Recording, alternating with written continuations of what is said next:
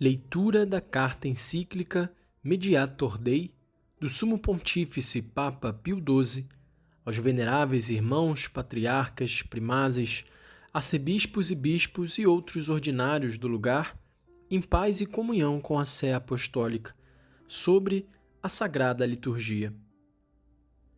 O mediador entre Deus e os homens, o grande pontífice que penetrou os céus, Jesus, Filho de Deus, assumindo a obra de misericórdia com a qual enriqueceu o gênero humano de benefícios sobrenaturais, visou sem dúvida a restabelecer entre os homens e o Criador aquela ordem que o pecado tinha perturbado e a reconduzir ao Pai Celeste, primeiro princípio e último fim, a mísera estirpe de Adão, infeccionada pelo pecado original. E por isso, durante a sua permanência na terra,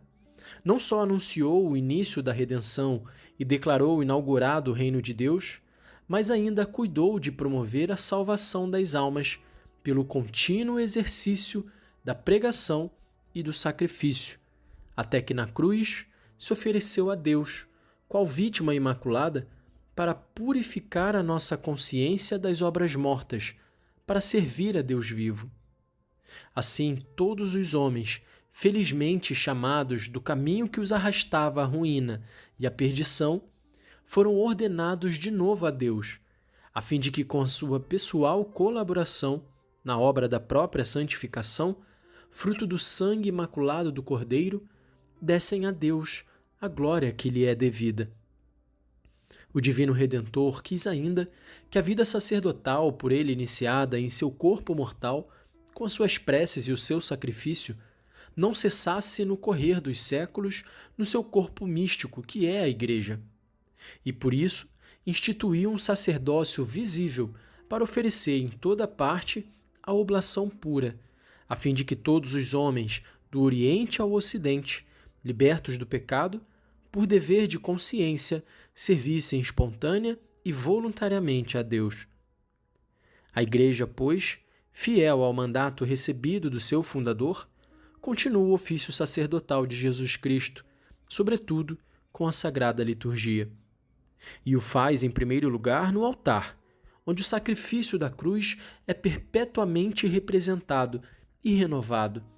com só a diferença no modo de oferecer.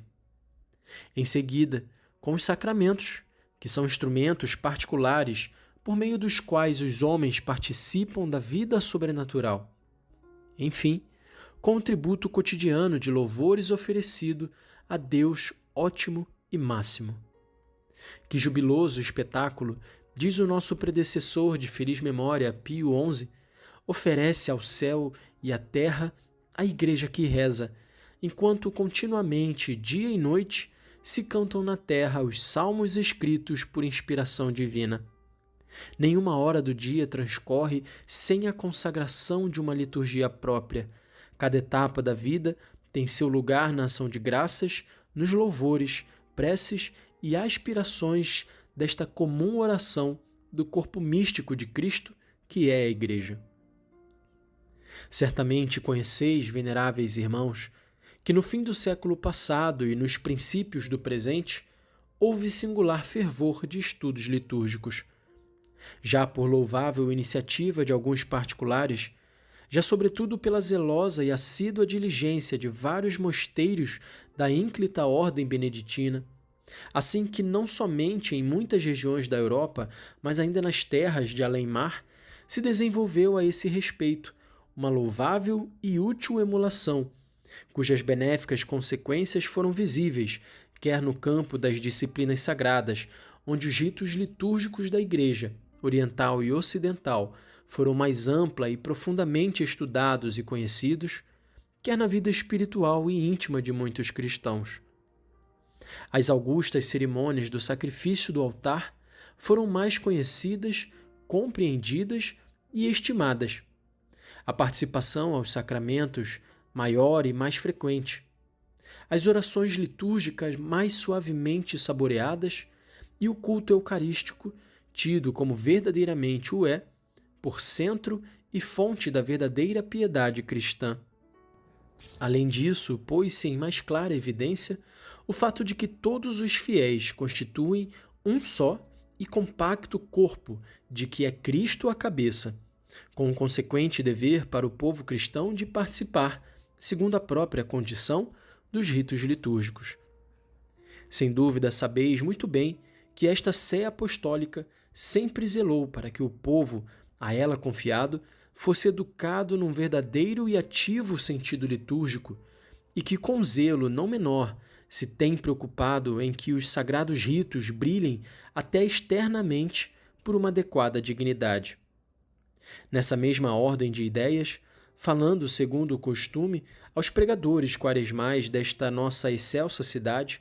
em 1943, nós os havíamos calorosamente exortado a advertir os seus ouvintes que participassem com maior empenho do sacrifício eucarístico e, recentemente, fizemos traduzir de novo em latim, do texto original, o livro dos Salmos, para que as preces litúrgicas, de que são eles a parte maior na Igreja Católica, fossem mais exatamente entendidas e a sua verdade e suavidade mais facilmente percebidas. Todavia, enquanto pelos salutares frutos que dele derivam, o apostolado litúrgico nos é de não pequeno conforto, o nosso dever nos impõe seguir com atenção esta renovação na maneira pela qual é concebida por alguns e cuidar diligentemente para que as iniciativas não se tornem excessivas nem insuficientes. Ora, se de uma parte verificamos com pesar que em algumas regiões o sentido, o conhecimento e o estudo da liturgia são às vezes escassos ou quase nulos, de outra, notamos com muita apreensão que algumas pessoas muito ávidas de novidades e que se afastam do caminho da sã doutrina e da prudência. Na intenção e desejo de um renovamento litúrgico, esses inserem muitas vezes princípios que, em teoria ou na prática, comprometem esta santíssima causa e, frequentemente, até a contaminam de erros que atingem a fé católica e a doutrina ascética. A pureza da fé e da moral deve ser a norma característica desta sagrada disciplina, que deve necessariamente conformar-se ao sapientíssimo ensino da Igreja.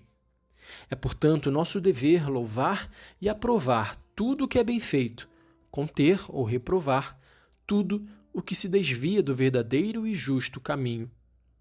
Não acreditem, pois, os inertes e os tíbios ter a nossa aprovação, porque repreendemos os que erram e contemos os audazes. Nem os imprudentes se tenham por louvados quando corrigimos os negligentes e os preguiçosos. Ainda que nesta nossa encíclica tratemos sobretudo da liturgia latina, não é que tenhamos em menor estima as veneradas liturgias da Igreja Oriental,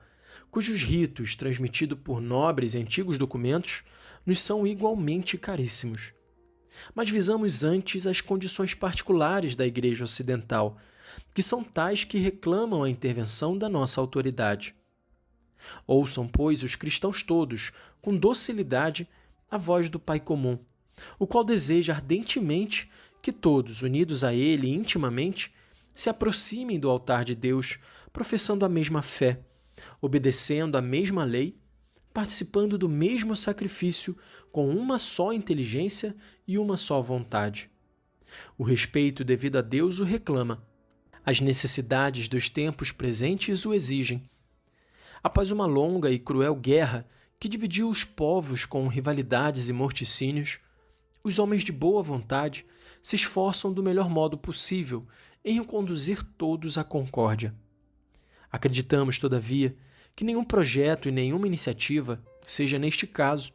tão eficaz quanto um fervoroso espírito religioso e zelo ardente, do qual é necessário estejam animados e guiados todos os cristãos,